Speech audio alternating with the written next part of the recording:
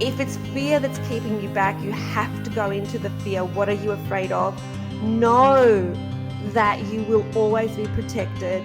The more you feel the fear and do it anyway, the more your comfort zone grows. Every action that we take, it's only going to go into our comfort zone once we take the action, not the other way around. Welcome to Soul Sisters Get Real, the show that goes deep in who we really are and why we are really here. We're your hosts, Caryn from the States and Eleni from Australia. We've had heartfelt conversations as soul sisters for years, and we're ready to share our truths, stories, and life lessons with you. And to inspire you to connect to your truest essence, which resides deep within your soul. There'll be tears, there'll be laughter, and there'll be no holding back. So sit back, relax, and let's get real about the things that truly matter. Hello, everybody. We are so excited for today's episode because everybody listening will relate to today's topic.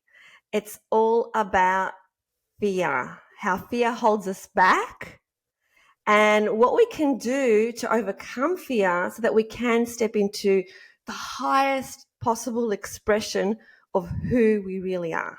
I love that. And the question that I ask myself, and I'd love to ask our audience, is what would you do different with your life if you did not stay stuck in fear? What would be different if you had more courage? Yeah. Right? And that's leading me to, you recently did an ayahuasca ceremony. Is that correct? And it was based around fear? Oh my God. So it's interesting that this is my 7th plant medicine ceremony, and I was called to do ayahuasca right from the very, very beginning. That's the one that I was going to start with. But the universe had other plans and got me to do psilocybin and San Pedro and DMT-MeO5. And I can see why the universe left this one to last, because it was the 2 most terrifying nights of my life. And I don't think I could have coped doing it right at the very, very, very beginning. And before I went to the ceremony, though, this is what happened, which sort of showed up the fears that were inside me anyway. So I had done so much healing work, like you have, Caryn, on yourself, that I sort of got a bit cocky and thought, you know what, I'm not really afraid of anything anymore. You know what? I think I've said that since my son passed away. I was like, nothing scares me anymore. And yet we shouldn't say that, correct? Is what I'm hearing? Well, the spiritual ego says that. The spiritual ego comes in and says, you're not afraid of anything anymore. You're healed. Everything is fine. And so you're this strong warrior woman. Well, literally a day before I flew back to Melbourne, I was walking up to the gym, and it was 5:30 a.m. in the morning, and it was nighttime because it's winter here in Australia. And I'm walking up the main road, and another man was walking up down the side street, and we intersected exactly at the same time. And he's carrying a big baseball bat on his shoulder. And he was ranting and raving and carrying on, and he's holding this baseball bat. So the fortunate thing about us in Australia is people don't have guns. So, they carry knives and baseball bats, but, that's as dangerous as they get. But still, he could have whacked me over the head, and I could have, in a moment, he's ranting and raving and carrying on. And so I'm thinking, okay, this is where I need to calm him down, because that's what we've got to do first, is just calm him down. So I just spoke to him really gently, told him to talk to me. And then the moment that he was distracted and there was some space between us, I sprinted as fast as I could and I ran to the gym. And he said to me... So can I interrupt you real quick? Yeah. Was he angry and ranting and raving because you ran into him? No, because he just was angry. Okay. He was like, you could tell that he was obviously on some sort of, substance happening. He wasn't in his right mind. So he was ranting and raving and carrying on. There was something going on with him that wasn't right. And as soon as I got some distance away from him, I ran and I sprinted to the gym, and he's calling after me, where are you going? And I didn't want him to be angry, so I called back, I have to run to the gym. And he says, I've got to go to the gym too, which clearly he didn't. I love that. And when I arrived there, I sort of felt like, what were you scared of? Like, don't you know you're protected? You're not going to die in a random moment with somebody bashing you over the head with a baseball bat. Like, that's just not going to happen. So what were you scared of? What was the fear inside you? And I thought, oh, I think this is a lesson from the universe to show me, just before I got down to my ayahuasca ceremony, that I still have fear inside me. I do have fear inside me. And you know what? That's okay, because I'm human. Right. Yes, we all have fear. It's just a matter of what do you do with it and how do you overcome it? Yeah, exactly. We all have fear. And to think that we don't is, it's really fooling ourselves, because we do. When it comes down to it, like that incident showed me, I ran so fast and I was just wanting to get away from potential danger. And so when I went and did the ayahuasca ceremony, honestly, they were the two hardest nights, I should say, because ayahuasca happens at night, doesn't happen during the day. So it starts like 6 p.m. at night and goes all the way until like 5 o'clock in the morning. So it's through the whole night. And I was shown by Mother Ayahuasca. So if you don't know what that is, you just need to Google it. It's an ancient plant that is a portal to the other realm. So all plant medicines are portal to the other realms. And first of all, I want to say it was conducted by a professional facilitator. I would never, ever, ever consume any kind of plant medicine, and nor have I, by myself. It's always been with the intention of stepping into my highest expression. It's never been just for fun or just curiosity.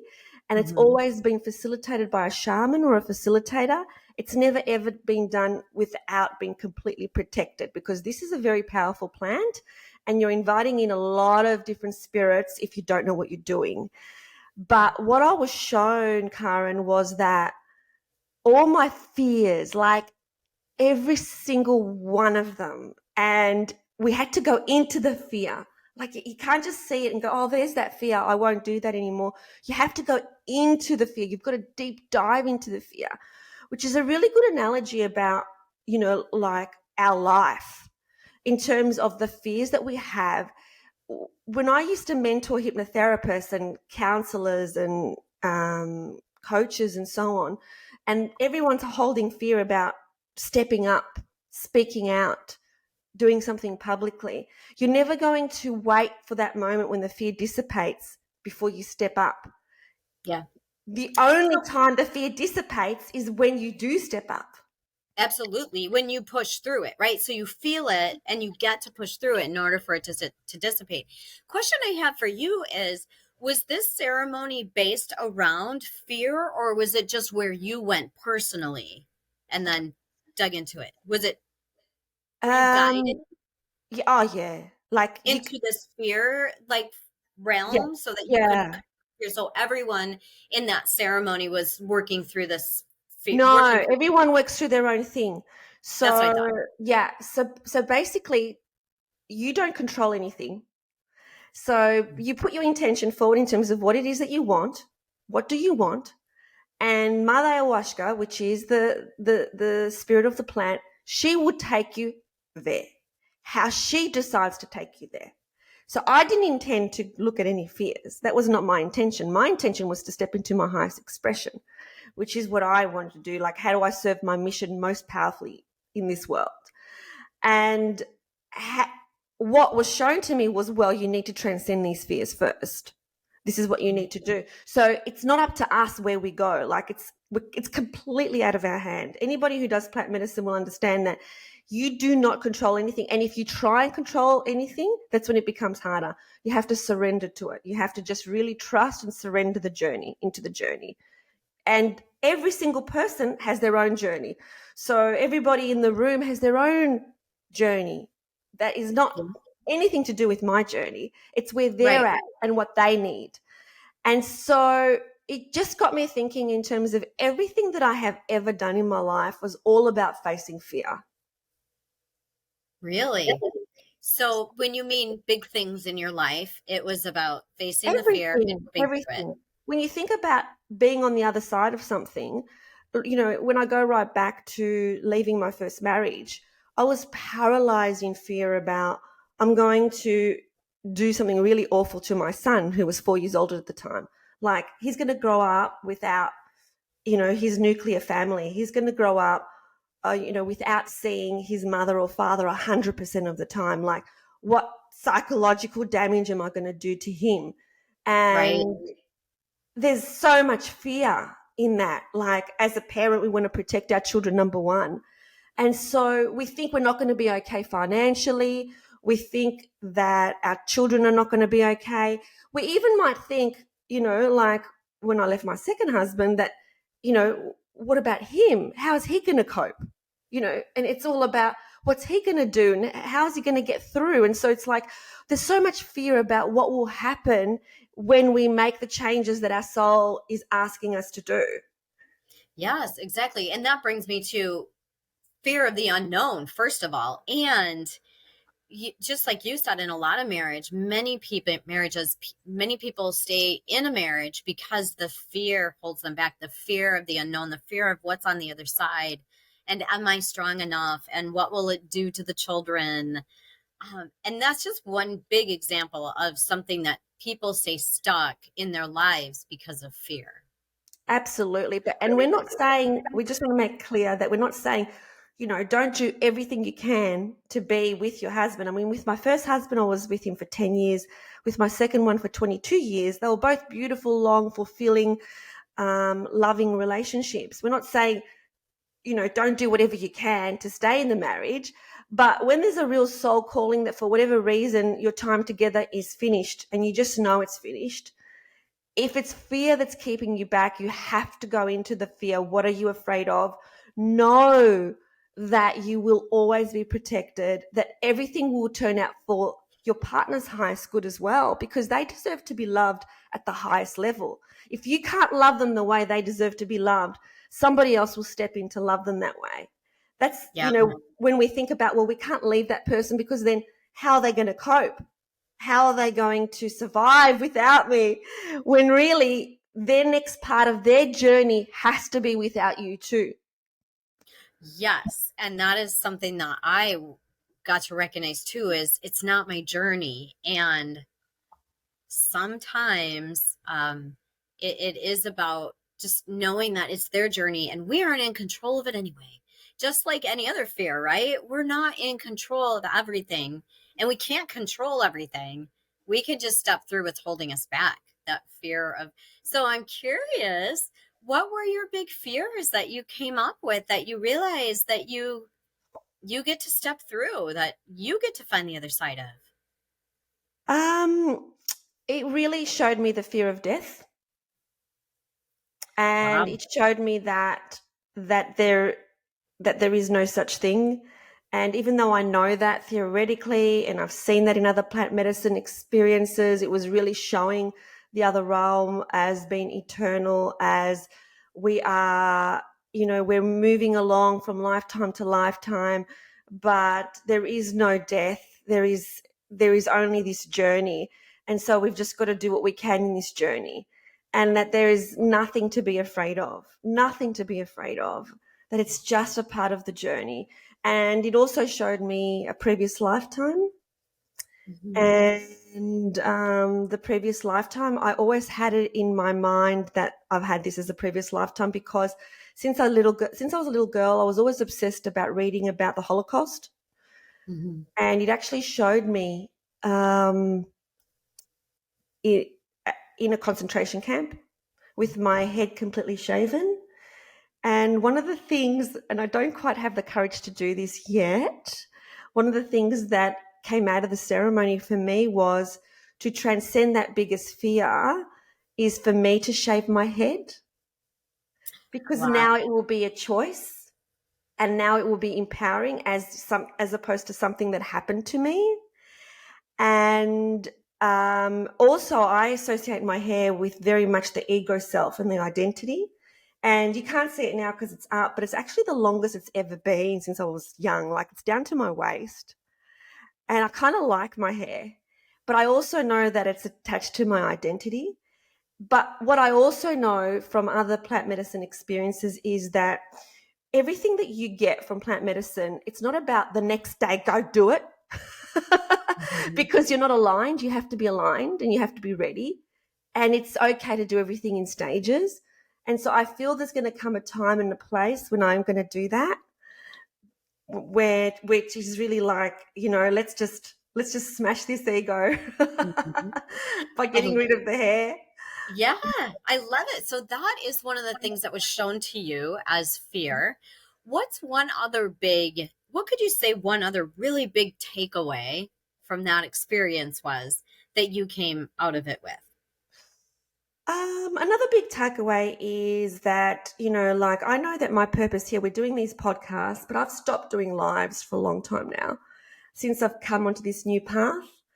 And I have felt it in my gut that I need to go on live regularly, at least 3 times a week on my Eleni YouTube channel to speak from my heart. What stopped me from doing it is because I've seen a lot of spiritual teachers, and what happens is I'm about to do a live and then I quickly go on social media and it's like someone I know is talking about this exact same topic that has come to me in meditation. It's been happening every time. And it's like, I have to know that the way I say it is the way I say it. And I was concerned that people will think I'm copying a spiritual teacher that's well known. And so and I thought, well, stuff it, that I'm not doing it. But that is stopping me from speaking my truth, just because and that's not unusual for many of us on the planet to receive the same message from the other realm, because that's the energy that's happening at that time. And so even if somebody else is talking about it, just to go ahead and give my particular spin, because my particular spin is completely different and unique to my expression. So I think that how this translates to the person listening is that we really have to stop comparing ourselves to other people and trying to cut ourselves short and staying small because somebody else well known is already doing it, or somebody else who's got a bigger audience is already doing it. We have to step up and be ourselves and speak from our unique voice. Yeah.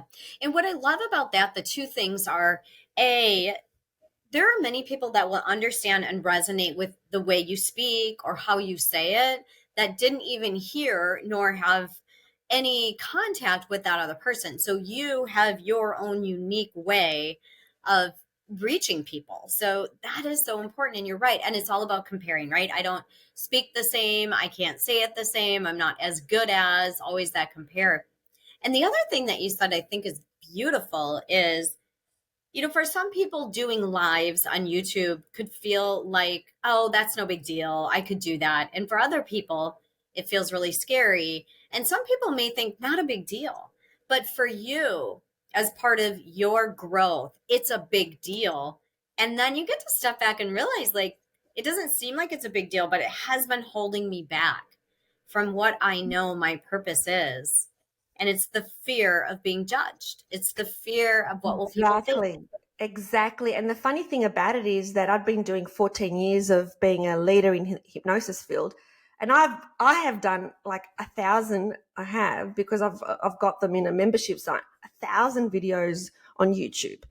And so I was never concerned about coming out and speaking publicly, but it's only when I came into this new path of letting go of hypnotherapy and speaking about spirituality that it's like now I'm with a whole group of different people that I'm surrounded with. So there's different leaders in my field, and like, who am I to speak on this topic when, with hypnosis, I felt like I was the pioneer. I was speaking about things nobody else was speaking about, so I was comfortable in breaking new ground.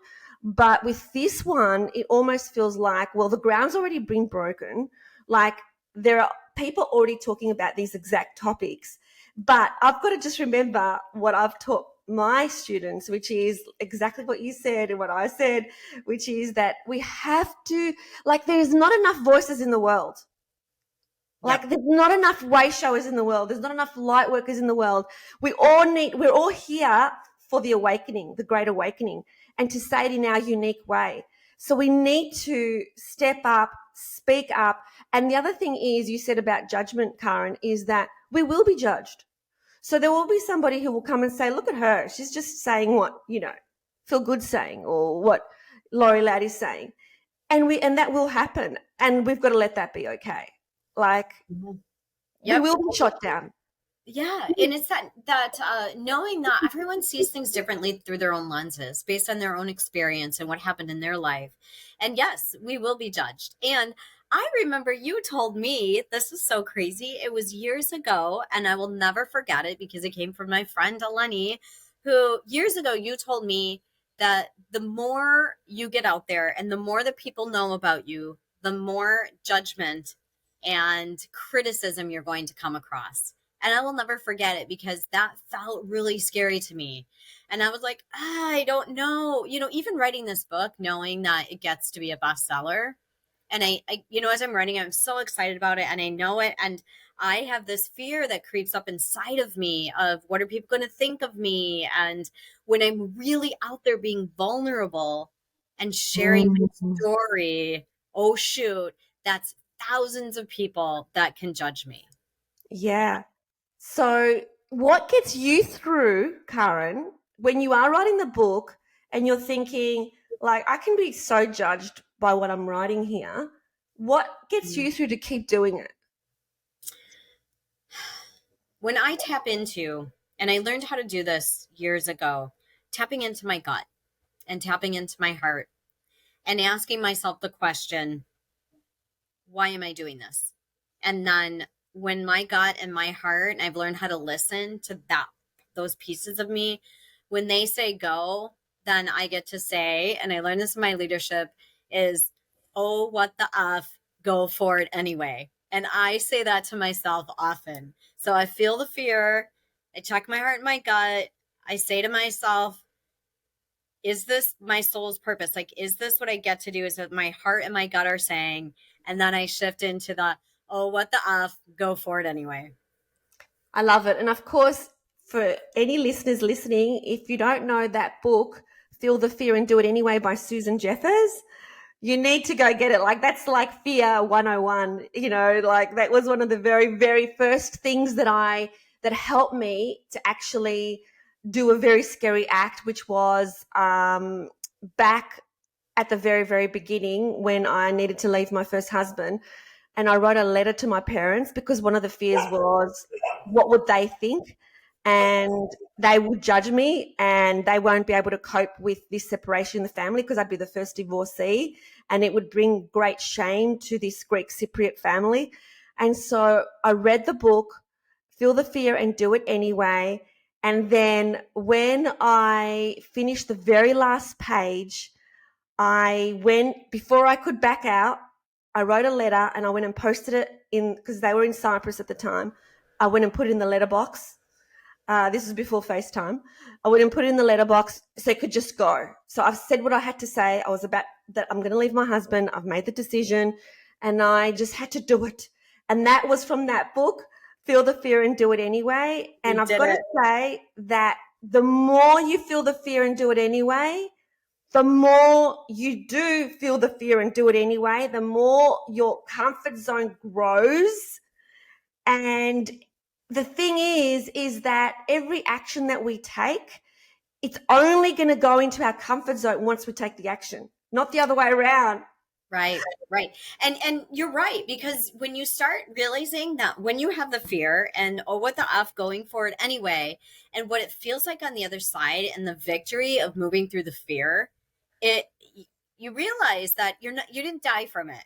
So go for it anyway. And it feels really great when you keep pushing through it and you get to see how you can evolve through moving through that fear. Yeah. We really have to push through our fears about being judged by other people. We have to be authentic. We have to be vulnerable. We have to speak our truth all the time, no matter what the consequences are. We're really asked to step up now into our highest expression. What's our highest expression? What's your highest expression, Caryn? What do you think is your highest expression? What do you mean by expression? Like our highest expression of who we really are at our deepest core level. Yeah. I would say my highest expression is love. Yeah. Yeah. Yeah. It's not fear. No. That's And the our, opposite of fear our is small love. self.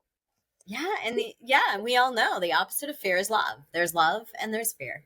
Yeah. So when Yeah. we're in fear, we're actually vibrating really, at lower down the Richter scale, whereas love is the ultimate expression. When we remember who we really are, which is love, that's who we really are, then when we're lovingly expressing ourselves, even when people don't like what they see, we still have to do that. We have to do that. We have to step up. We have to do the things that really scare us. Like when I was, creating my business, my hypnotherapy business, and it became a thriving business, I literally was doing things that scared me every single week. Every Yep. single week, I was doing things that scared me. I've done something really scary recently, which is I've created a new podcast called The Shame Game, which has just been launched. And the very first episode is me talking about the most shameful moment of my life. Like Mhm. to put that out in the public arena, to let everybody know that this is what I did, even though it was 27 years ago, it was something that I'm not proud of. It was a moment that I definitely did not master. It was something that I had so much shame associated with that particular scene. And in the first episode, I talked about it because I can't interview other people on it if I don't actually share my shame. And so we really need to be real about who we really are so that nothing has a grip on us. Yeah, absolutely. Absolutely. And I love that is we get to move through so others can learn from us also of what does it look like when someone's afraid to do something and they push through it and then the other side is victory. And I love your question that you had right at the very, very, very beginning, which was, what would life look like if you actually had no fear? Mm. What would you do? What would be the kind of things you would do, Karen, if you absolutely had zero fear? Yeah. What would that? I think about this often. If I had no fear, if I didn't have a fear of having enough money for retirement or, the scarcity which we talk about, right? I would I would travel. I would give, my dream is to travel to orphanages and give money and volunteer my services. If I didn't have fear about how will I pay for my lifestyle, that is what I would be doing. And I know this. I know this. And I work through it every day of what does that look like if I didn't have fear? So you just brought up probably the world's biggest number one programmed fear, which is the fear of money. So I'm glad you brought it up because it's the fear of lack. It's the fear of not having enough. When what I've learned through all my plant medicine ceremonies is that there's actually no such thing, that everything that we could possibly want, we already have. It's just that we block it from arriving. And that's going to be a future episode that we're going to talk about, which is next level manifestation and next level law of attraction. But in the meantime, in terms of that fear of lack, how can you transcend that fear of lack? The way that I do it is anything that we fear, we've got to actually, there's no more powerful thing to do than action. Yes, you can give yourself mantras. Yes, you can do sayings. Yes, you can do prayers, but action really makes things solid.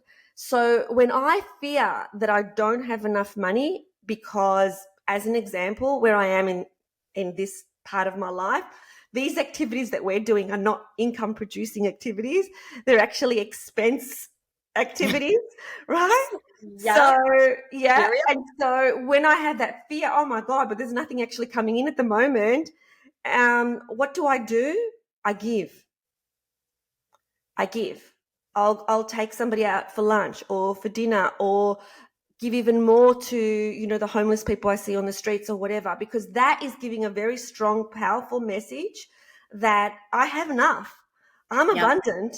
And so you have to do the opposite to what you're scared of. If you're scared of, not having enough, what you must do is give, and then Yep. you will get it back 10 Yep. times over. Yes, I love that. I did a channeling session just recently with someone, and he was talking about a future life in it's not Cambodia, Garnia in Africa, and that I get to tap into the energy of this woman in a future life in the 3000s. And so I was researching it, and my big love is to want to give money to orphanages. And I came across a website to sponsor a child in an orphanage in that country in Africa, Gambia. And I was like, oh my gosh, like this is the universe. So of course, right? That's what I get to do is sponsor the child in Gambia and know that it's the giving of that that creates then the the cycle, the whirlwind of that in motion. So exactly. Yeah, exactly. So, if out there you're listening and you're feeling like there is a bit of lack going on in your life, like you don't know when the next bill is going to be paid or whatever, shout somebody a coffee. Next time you see a busker, give them some money. And you'll probably think, yeah, but I don't have any to give. You do. You do. If you're listening to this podcast, you do. Otherwise, you wouldn't be able to listen to this podcast. You absolutely do. And then you'll be able to receive, but don't give with the notion that, okay, I'll give and then I'll receive, because that's not really giving. Give because, like you're giving, Caryn, to these children in Gambia, is that you give because you really want to give, because you really want to assist, you really want to give. And when you really want to give, you don't intend this, but it will come back some other way. It always does. And so it's a really important message. What I would invite everybody to do is just to, after this podcast or this YouTube, whatever you're listening to, whether it's on Apple or whether it's on YouTube, is get yourself a piece of paper and a pen and really write down, what am I afraid of? What am I afraid of? And I'll tell you how you find the answer to that question. First of all, write answers to this question. What do I want? What do I want in my life? What's everything that I want in my life? Everything, no holds back, everything. If you had a magic wand, what's everything you want? And then write, well, why can't I have it? And there's going to be your fears. Why can't I have it? There's going to be your limitations. Why can't I have it? Why can't I? Whatever is the answer. Then you'll be shown your limitations, you'll be shown your fears, and go through every single one. And what action can you take for every single fear to transcend that fear? So as an example, another one might be that you fear losing control. So the fear of losing control is something else. Like we haven't got control over something. It's not happening the way we want it to happen. So what's the opposite to control? Surrender. Surrender to the moment that is. Surrender to it happening whatever way that the universe gives it to you in this moment. Surrender to that moment without wanting it to be another way. Yeah, I love that. So what do I want and why can't I have it? And that will then show you what your fears are. And then you work on the opposite to push through that. Yeah, I love exactly. that. Great exercise. So try and do that. Yeah. So what about you? What do you think at the moment is the fears that you're working through, Caryn? I have to be honest. I feel like after, taking a lot of my emotional intelligence leadership courses, just graduating from one, I continue to push through the fears that confront me because I'm in that container. And yet, actually, as I say this, one of my biggest fears is advocating for myself. And that is the example I have right now, is that my neighbor has built a pier right next to mine. And I don't like conflict, and I like it all to go away, and I don't like confrontation. And so I very nicely asked her to move it so it wasn't so close, because I can't put a boat there. And she said no. And so then I had to talk to the town, and now I get to go to a town board meeting and refute the permit that she has. And that for me feels very scary. Now, some people might think no big deal, but for me, because it's confrontation, it feels very scary and standing up for myself. And so I get to do that. I get to do that next week. And I do think about it, but I'm excited because on the other side, I know I'm going to feel empowered. I love how the universe has given you that gift of your neighbor. And that's the way we need to see things, is that, so you don't like confrontation. So one of your fears is having conflict and confrontation. So the universe is saying, okay, well, this is the next lesson for your spiritual evolution, Karen. Here you go. Here's this neighbor. She's putting up a pier. And now you need to step into who you really are. You need to speak your truth. Yep. And you will come out stronger, more evolved, because you're going to do it in a way, and I know you, and that's why I know you're going to do it in this way. You're going to do it in a way that's very loving, very forgiving, very embodying of, good virtues. You're not going to go in there and give her dirty looks and Right. you're going to be, I know that when you're going to be in there, you're going to have this beautiful, loving, demeanor about you, but you're going to be firm. You're not going to be a pushover. Yeah, and that's my next cut. That's the fear of being firm and always leading with love, which I do, and being firm through that. So, great question. And also another indication, which is, another episode we're going to talk about, of how all these beautiful triggers that come to us from all around the universe are just beautiful gifts that help us evolve to the next level, help us keep going, keep moving, keep evolving, keep changing. So, Karen, because what we do at the end of every episode is ask our guest this question, how about we ask each other this question? So I'm going to ask you first. Tell me what it means to get real. What does it mean to get real? To me, getting real means getting authentic with ourselves. And that is what we feel on the inside, is the way that we project out, what we say, how we behave on the outside. That's what getting real is being vulnerable and whatever we're feeling, being authentic about who that is. That's what getting real is. Beautiful. I love it. I love it. And you, what does getting real mean, or to get real mean to you? I feel like the next level for me is, when I say get real, is that at all times, and this is what I'm working through now. So even when somebody's going to be offended, even when somebody's going to be upset, at all times, no exception. And this is what I look at every moment. Like, you could say circumstances could happen and you could give like the vanilla version to somebody, or you could give the absolute 100% real version to someone, knowing they will have a reaction. But this is the way that I see it now, is that reaction is needed for their own spiritual evolution. I am not going to not say the absolute truth. Again, like, I've gone through that. I've gone through years where in my first marriage, I did a lot of lying, which I was very ashamed of. And I'm not going to do that again. Like, I'm just not going to lie to anybody about anything. And so for me, it's about, irrespective of circumstance, irrespective of the other person's reaction, irrespective of anything, I have to speak my truth. If you're going to ask me a question, be prepared for the truth. And so that's always been my highest value, which is honesty. But it's at 100% of the time, because when you make that promise to yourself that you will be honest 100% of the time, watch for the little moments that you would have said just something little that's not 100% honest. You'll see it when you actually consciously decide 100% of the time I will speak my truth with no exception.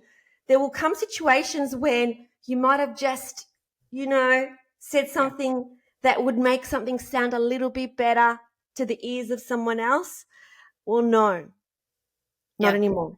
I love that. And when you speak about that, that's about integrity. And a few years ago too, I got to this place of, it's 100% integrity, and integrity to ourselves. When we make a promise to ourselves or other people, when we say, I'll call you back, that means you call them back, right? That integrity, that whatever comes out of your mouth, however you feel, is 100%. And I love it that you said that. And that's even a lesson for me, is always being true to yourself Always. and using your voice. Always, always. So from these soul sisters get real, always get real. Always. I love it. Thank you for joining us today. Until next time, see you later. Thanks for watching. We hope you loved it. And if you did, please like this video and subscribe to the channel. And remember, always connect to your truest essence. And choose love. We'll see you next time.